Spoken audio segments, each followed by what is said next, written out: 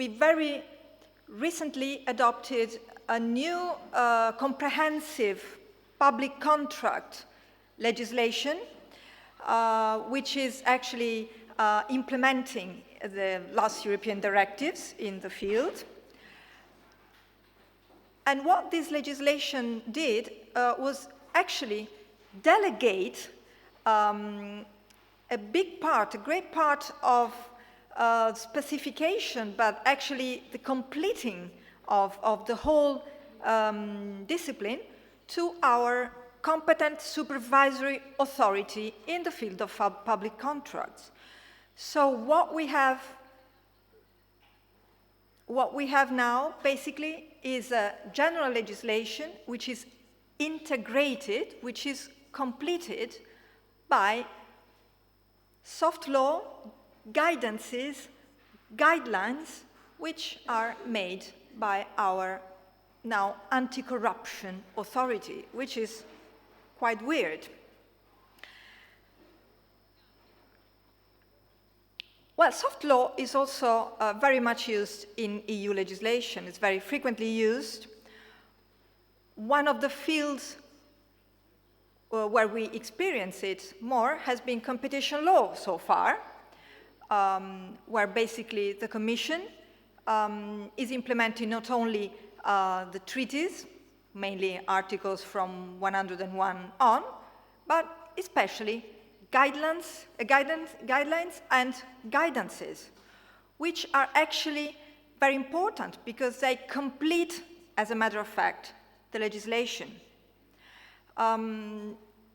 It's no coincidence that is in the competition law field that we are starting to witness the first judicial recognition of the importance and of a certain legal effect of soft law. I'll just mention one last very interesting Court of Justice judgment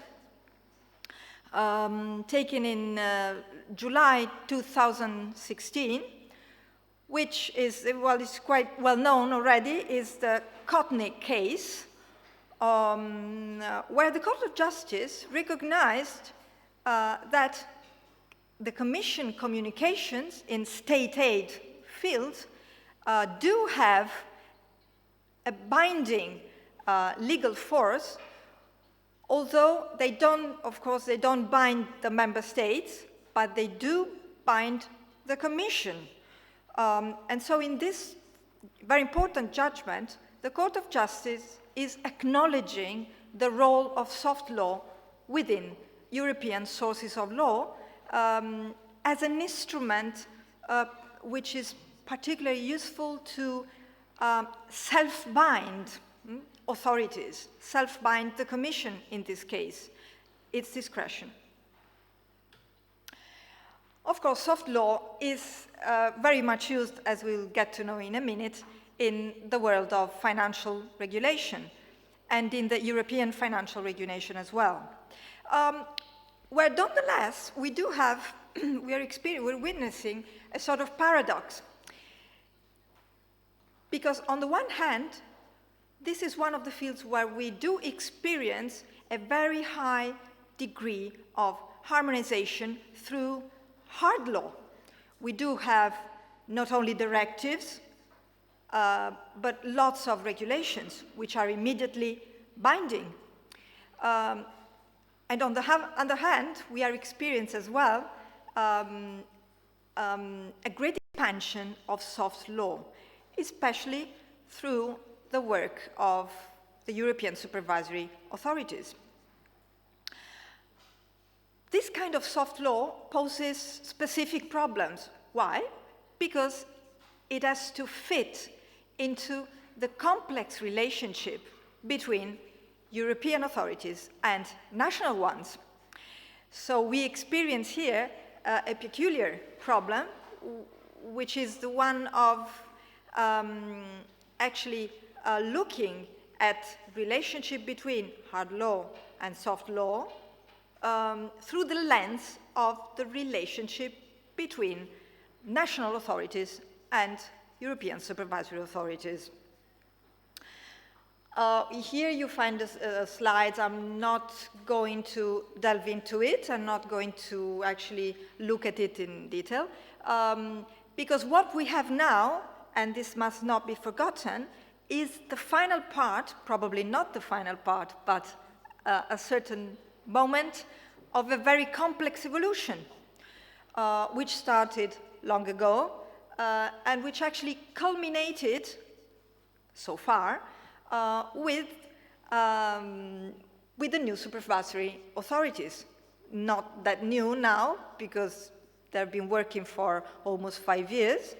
And so now what we can witness and experience is actually the outcome of how these authorities worked during these 5 years.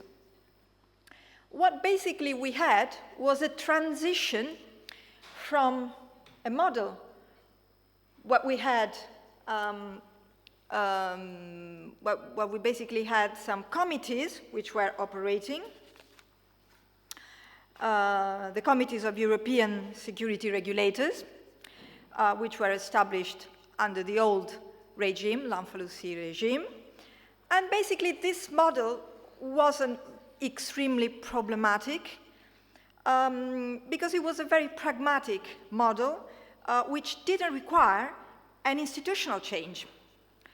The committees didn't have direct supervisory powers, but they rather played a more indirect role, so therefore they weren't introducing enforceable rules, and therefore the relationship between the national legal orders was in a way much easier.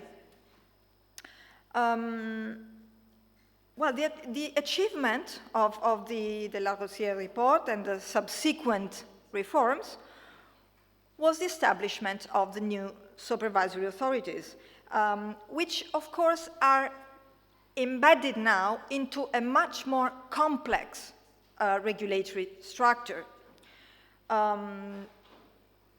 Because on the macro-prudential, microfinancial side, we do have the European Risk Board. Then we have the European Supervisory Authorities. And then, as we had the chance to listen in the morning, we now have other important mechanisms, such as the resolution ones and the single supervisory mechanism. So we are within a very complex structure within which each of the components, the supervisory authorities on the one hand and the other authorities, have a different architecture, institutional design, but basically they represent a transition to a new model of European agencyfication. Well, basically, with respect to what happened with the European supervisory authorities, what we had was a response to the fragmentation, the attempt to answer this fragmentation, which was triggered as well by the financial crisis we got to know. Of course, I'm talking about a transition because it's not as well so unlikely that we're going to go towards a model where we might have supervision conducted directly by European agencies. Of course, this is not the present. I don't have the crystal ball as well, but we couldn't exclude such a scenario in the future. So, these authorities actually posed an important challenge to the traditional European administrative law categories. When I teach, I spend quite a lot of time on the differences between what is direct administration or centralized administration, what is indirect administration, and what's the difference between these traditional two types of administration and the third one, shared administration, composite administration, call it as you like, a third way where we do have integrated European and national bodies performing together an administrative function. What we are experiencing now, actually, is that we are moving from the traditional categories. Probably now we can confirm that these categories have come of age. And at the same time, we are going beyond the Meroni doctrine. We already told much about that today. Well, if I can express just one thought about it, is that basically what we do have now is a different problem. It's not the one of justifying the presence of these authorities and the powers they are being endowed with. The problem is acknowledging what we have, these authorities, and try to make them as more accountable as we can, and make them mechanisms which can positively answer the demands of European administration and European policies, which is quite a different problem. It's not just acknowledging that there is a limit to agenциfication. Is there a limit? I don't know. We can express doubts. A good point would be start thinking about a reform of the treaty. But nonetheless, we must acknowledge the present. At present, we do have these bodies. These bodies are exercising more and more crucial functions within European administration. We must work with them, and we must make them more efficient and more accountable. This is probably the main question, which goes really beyond Meroni.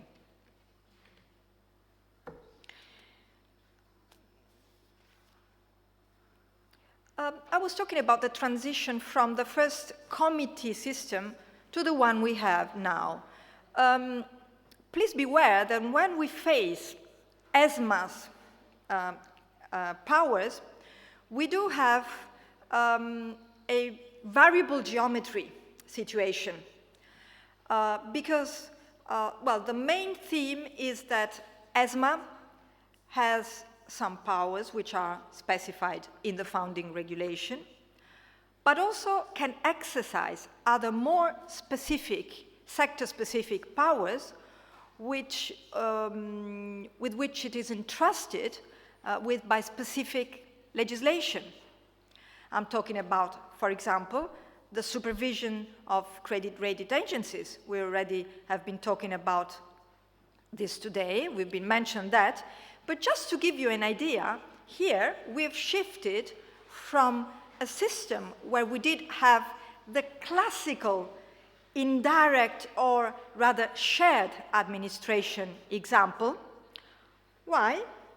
Because we had basically the applicant asking for an authorization, the member state that was directly involved, all the other member states and the committee of the regulatory authorities were informed, but then the assessment came from the member states, and the final decision, the authorization, came from the member states. So what we did have was actually something which could fit into the traditional method of indirect, but rather shared administration, I would say.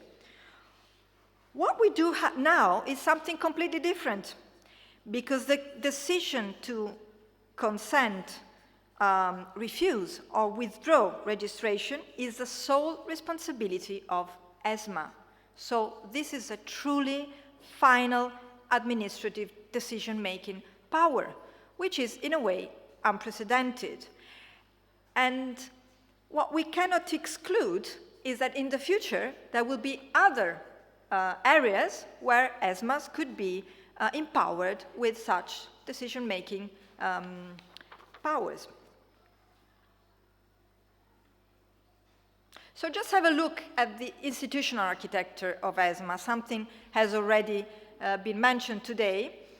One of the definitions is independent European authority. Much has been written and said about the assumed independence of ESMA, especially, but of all the ESAs. Why? Because the second point, we talk about here more about governance, because what we do have inside these authorities is a strong presence of the national competent authorities. So the intergovernmental element is very much present here and is counterbalanced by, at the same time, the strong commitment of all the components of the agency to independence. If you read the regulation, you will find it redundant with this statement that each board, executive director, the board of supervisors is committed to independence, should act only and solely in the union's interests. But still, the voting rules are different, because what we find within the board of supervisors, which is the main decision-making body within the agency, well, the rule is the same that we find, very similar to the one we found in the council. So it reflects an intergovernmental flavor, a strong flavor within the most important board of the agency. So what we find here in the architectural design of the agency is the coincidence, the coexistence within the same structure, the board of supervisors, of the expert on the one hand and the political oversight functions on the other. So they coexist. Why? Because, as you know, the head of national competent authorities sits into the supervisory board. Also, the commission is there, but cannot vote. So what we do have is actually a tension between these two components, and we do have the classical problem of the double hat, because when the authority, the national authority, sits in the supervisory boards, what hat is actually bearing? Are we sure that is the truly EU interest or is the national interest? This is an open question. Just to have a look at the governance system, this is quite important, because the board of supervisors is mainly the most important structure within the agency, is the one who takes all the important decisions, as I said, regarding especially lawmaking function. They have been defined today quasi-legislative. In this case, they're the power to draft implementing and delegated legislation, quasi-legislative acts. So it's a rule-making function, is a very important rule-making function, but also the power to enact lots of different nuanced soft law measures, which go from guidelines, recommendations, ending with question and answers, which have a very important function, as we will see in a minute, within the blend of different powers that the authority can exercise. This just not to mention the single decision-making power of the body. It has already been mentioned, but alongside rule-making powers, ESMA does have quite strong, at least reading the regulation, quite strong individual decision-making powers. Within this architecture, the role of both the management board and of the chairperson and executive director is, of course, important, but doesn't have the same strength. It's no coincidence that in the last review that has been made by the Commission, after the first 4 years of operation of the agency, it has been remarked that actually the chairperson does not really take part very strongly within the decision-making machine of the agency. Last but not least, the Board of Appeal. The Board of Appeal is entirely new structure and is in close connection with the strong empowerment of agencies within the EU administrative law architecture. I just very briefly remind you that Article 2063 provides for the establishment of remedies which can be used against agencies, bodies, or other bodies of the Union. So acknowledges and is the legal foundation, the treaty foundation, for the establishment of boards of appeal. What are boards of appeal? Basically, they decide, in the first instance, they decide on applications aimed at having the annulment of a decision taken by the agency. So they're very important boards. They've been also criticized. Why? Because usually there's the rule that you can't go before the courts without previously having sought for one of those remedies. So it depends on the kind of power you recognize on these boards of appeal, how the system functions, the right protection system really functions. Because if they really can achieve an in-depth control of decision taken by the agencies, this could be a good reason for first resorting to this remedy and then going to court. But if this is not so, and it has been argued by scholars, then it might be just delaying justice and actually obliging stakeholders or whoever, or the same national agencies, to go through different avenues before having a final judicial binding decision from a court. Well, rulemaking functions, as I said, ESMA revolves around these two important rulemaking functions: binding technical standards and implementing technical standards on the one hand, and soft law measures on the other. I won't go in details into how the rulemaking function works, because who preceded me has lingered enough, I think, on that. Basically, what we have is that here we have a strong shift into the substantial power to actually draft those measures, which are fundamental, because I just remind you that when we come to Article 290 and 291 of the Treaty on the Functioning of the European Union, we're talking about what is defined as quasi-legislative power and implementing power. And I just very, very quickly point out that there's been a lot of controversy. It's very questionable that the present model of how these powers work according to the treaty is actually really democratically accountable.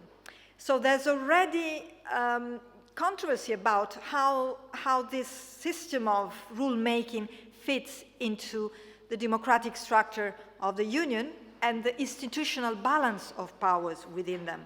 So if you think that in this field what you do have is basically a shift of power in favor of a strong endowment of the agencies, well, this is something we should be carefully think about. That's why what we come across is a very complicated procedure for the adoption of binding technical measures. Why? Because we're actually trying to bypass Meroni doctrine. We're trying to bypass it, or we're trying to be compliant with it by trying to say that actually who takes the final binding decision is the Commission. In effect, is not this. And it's not this because what we see here is a reverse technique of the comply and explain mechanism that we will see with soft law measures. Because what happens here is that it is for the Commission to justify when it has something to object to the measures which have been drafted by the agency. And I just remind you that both the Council and the Parliament can object to those standards, to those rules, but the time they have to do this is shortened when the Commission has just endorsed, totally endorsed what has been decided by the agency. So this strengthens even more the fact that the power has been shifted in favor of the agencies.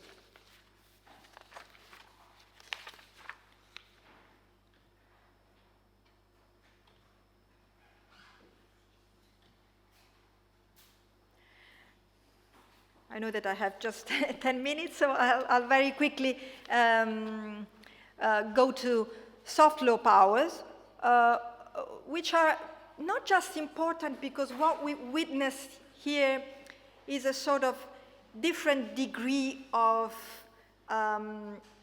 Europeanization of sources of law. We might say we go from less binding measures to the top binding measures. It's not just interesting from this point of view, but it's important because soft law measures are actually the element on which the relationship between ESMA in this case and the national competent authority hinges. The way soft law works tells us a lot about what is the actual relationship between these two different levels of administrative and regulatory authorities. Of course, these powers, we might think, are much more compatible with the Meroni doctrine. Why? Because, as we have learned, soft law measures are not legally binding. Therefore, what is the problem? One might depart from them, and so the delegation of such powers could be more, would fit more into the cage of Meroni doctrine. In fact, it is not really like that. And if we read the regulation, we see that actually the delegation of power already in the recital of the regulation regarding soft law measures is quite wide. Because recital number 26, the point 26, just tells us that in areas not covered by regulatory or implementing technical standards, the authority should have the power to issue guidelines and recommendations on the application of union law. So if you think of it, this is quite a wide provision as the possible delegation of soft law powers.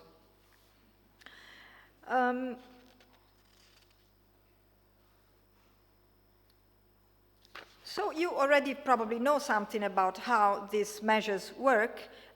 We have quite a long article, which is Article 16 of the founding regulation, which basically gives the authority the power to enact, to issue guidelines and recommendations, which can be addressed, and this is important fact to stress, both to the competent authorities and to the financial market participants. So if you think of it, this time we have an instrument which has a sort of organizational functions because in a way it rules the relationship between ESMA on the one hand and the national competent authorities on the other hand, but at the same time can also be addressed directly to financial market operators. And this is a peculiarity of these soft law measures. The very important point, as you already know here, is that these measures are formally non-legally binding, but substantively legally binding, because paragraph 3 of Article 16 tells us that the competent authorities and financial market participants shall make every effort to comply with those guidelines and recommendations. So this is the quite famous mechanism of the comply or explain system, which the regulation has introduced in order to make sure that these soft law measures are effectively complied with by the member states, the national authorities. How does this mechanism actually operate? It's not just written in the regulation. It is made effective because, as a matter of fact, ESMA has been very active in introducing guidelines and recommendations. And what happens is each time consultations are opened, and that it is for the national competent authorities to clearly state if they intend to comply or not. And if they do this or do not, is made public. And not only is made public in the compliance table, which are published on the website of ESMA for each measure, but they are all attached in a joint guidelines compliance table, which is attached to the annual report made by ESMA. This is the main accountability instrument that we have, is the report to the Parliament by the ESMA. In this report, there is a space devoted to how the member states and the competent authorities comply with soft law measures. And so if you go to the joint guidelines compliance table, you can have an idea of how much there is this compliance. And another interesting point is that authorities must give reasons for not complying, but it is for ESMA to decide if the motivations, if the reasons are going to be published or not. This is also a rather opaque possibility because it's not a procedural standard. I will come to this point in a minute later on. So ESMA is not obliged to publish these reasons, can choose when to publish them. And this is an interesting procedural point. Another interesting procedural point is about consultations. I don't have enough time to go through all the points I had planned to talk about.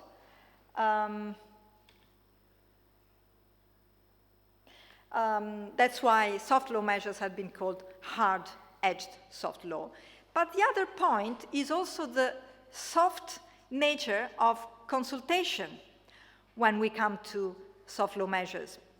Because whereas consultation is clearly established for the adoption within the procedure provided for the adoption of binding and implementing measures, the same is not provided for soft law measures, where consultation can be done, and effectively is done, but at the discretion of the authority. So we have, even here, we have a rather opaque procedural field.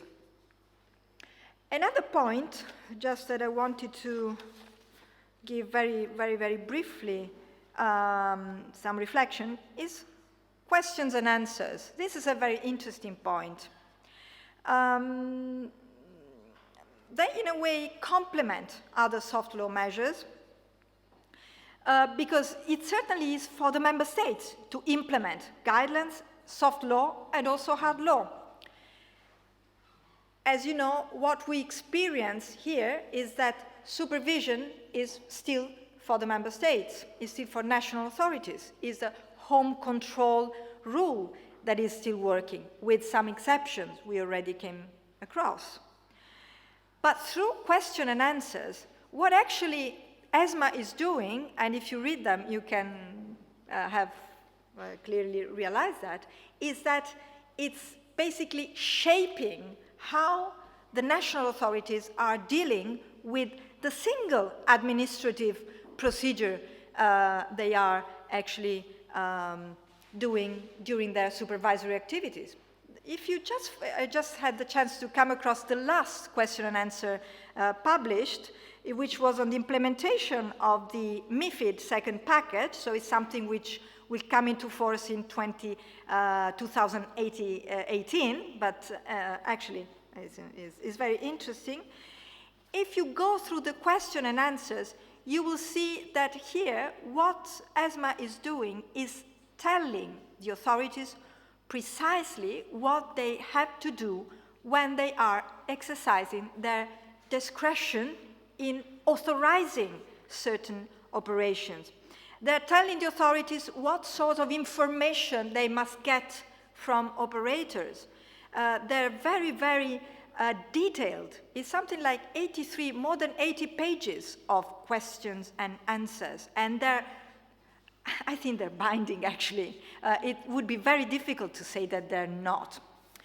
So this leads me to unfortunately, my final remark, which is about the remedies, because what is here clearly difficult to know is, first of all, what is the real binding force of such measures, and supposing that these soft law measures do have some binding force, who is going to decide in case of doubts or in case of controversy, of dispute about how these soft measures should work? National courts, European courts, but first of all, boards of appeal, as I mentioned. And I have here just an interesting example of it, because one of the very few decisions that the Joint Board of Appeal made during these years was about actually a dispute which was regarding the banking authority. But in this case, what was questioned was that the authority had not triggered an own initiative investigation into an alleged breach of EU law. What is interesting, if you read the judgment of the Board of Appeal, which actually allowed the appeal, was that the notion of what kind of control had to be exercised by the national authorities was not just confined to what a certain directive said, but also to what the EBA guidelines said. And if you read the decision, the judgment, it's very interesting, because there's a point where clearly the Board of Appeal says that those guidelines are actually binding, although they expand the concept of who sitting in the management boards of the bank could be subject to controls by national competent authorities. So the Board of Appeal recognized that the guideline, soft law measures, is going beyond what law requires. Nonetheless, that guideline should be binding for the authority. It's not binding, but at the same time, they are so. The counter-argument of EBA was, well, guidelines are not legally binding, as you know, as you teach us. The Board of Appeal didn't agree with that, and recognize that actually they do have some legal effect. I cannot go into detail with this point, just reminding that there are other judgments of the Court of Justice saying that soft law measures are not legally binding, but they do have legal effects. They do have practical or legal effects. Of course, it's easy to acknowledge this when what we face is soft law measures which are meant to make the European authorities' activity more accountable. Why? Because they restrict the margin of appreciation. So they render the decision of the authority much more easily controllable. But when we do have authorities placed at a different level, the European level at the national level, it is quite much more difficult to know how then we can comply, and we get to know if the national authorities is correctly using those measures or not, for example. And I come to the very, very last point, unfortunately, which is judicial review or boards of appeal. As I said, we might have preliminary ruling. We already had that. The decision I was mentioning, the Kotnik case, that's a preliminary ruling. We might have more and more preliminary ruling questions coming from cases regarding the financial markets. Could we try to get to have the application of Article 263 to non-binding legal measures? Could we imagine that in the future European courts could recognize standing, first of all, which is the first threshold requirement, and then justiciability of non-binding measures? And what about national courts? How can they question even the interpretation of non-binding European measures? The question, of course, is open. Just the last point I want to make is about procedures. What we're experiencing in the last slide is, are we going towards a technocratic governance? This is a very, very much debated point, because with the creation, with the establishments of such agencies, what we are actually doing is shifting from a political control of European administration to a technical, elitarian sort of management of very delicate, sensitive decisions. There was a review, as I told you, from the Commission. Well, that review was really very, very optimistic. It said, well, ESAS and ESMA especially has been working quite well. One of the points which was noted regarding soft law measures, and especially the procedure, the administrative procedure, which is provided for the adoption of soft law measures. This point has been already highlighted by lots of scholars, is the weak point of those procedures. Yes, we have the group of stakeholders, they can be consulted, but here we might have the sensation that we have a skewed representativeness. Only specific subject with a strong power, no coincidence, is a group which is predetermined, is a sort of formal structure of the authority. But what about consumers? What about small investors? What about people who feel not represented within that stakeholder group? And second, the procedure about this consultation is not really clear, is not clear-cut. Very often, time frame for consultation is so strict that stakeholders do not have time to prepare their answers or their questions. And this is a weak point again. Probably you know that, but we have been discussing at a European level the possibility of the adoption of a procedure act, Administrative Procedure Act. this Administrative Procedure Act contains an entire book which is devoted to rule-making functions. Well, it's interesting to know that the question of possibly including soft law measures within those procedural rules has been thought of, but has been discarded by the group who is, research group who is working on the drafting of this possible text of procedural rules. And this again stresses the weak point of the whole structure and takes me back to the department point. Yes, we can still continue talking about Meroni doctrine, but we rather acknowledge that now what we have to do is try to make what we have better, and this especially considered that ESMA is now becoming, and even more other authorities, a supervisor of supervisors. Sorry, I've tried to be brief, and thank you very much for your attention.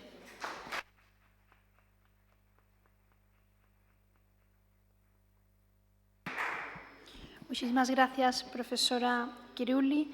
Queda, yo creo que patente no solamente la relevancia del tema, sino aparte de la brillantez con la que nos los ha sintetizado en una presentación mucho más larga y con muchas más informaciones. Yo creo que nos ha dejado a todos muchas inquietudes y muchas preguntas, ¿no?, en relación a la situación actual de la propia configuración del derecho administrativo, ¿no?, que es algo que me resulta, el nuevo derecho administrativo, ¿no? Y bien, yo creo que sin más dilación, justamente para no demorarnos y porque los tiempos y los horarios nos imperan, damos la palabra, como en anteriores ocasiones, a la audiencia para que si alguien tiene alguna inquietud, alguna pregunta, pues aproveche la oportunidad para hacerla ahora.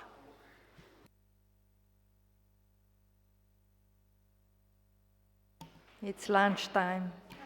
Creo que efectivamente alguna cosa no se anima nadie. Bueno, yo creo que nos ha dejado a todos muy pensativos, ¿no? Quizás y por no demorar podríamos luego a lo largo de la jornada se plantearán cuestiones y quizás vuelvan a retomarse. Y si os parece, entonces podemos dejar aquí, ¿no?, concluida esta primera parte de la mañana. Milagrosamente hemos recuperado los tiempos, lo que implica que a las 4 os volveremos puntual. Yo les quiero agradecer muchísimo por el esfuerzo de síntesis que ha hecho la profesora Chirulli. Me consta que ha sido enorme, porque era mucha la información que nos traía, pero bueno, también podemos deleitarnos leyéndola, ¿no?, y aprendiendo de lo que ella pues tiene por escrito en estas cosas y que seguramente también serán objeto de publicación futura. Pues muchísimas gracias, nos vemos a las 4 de la tarde. Gracias a todos.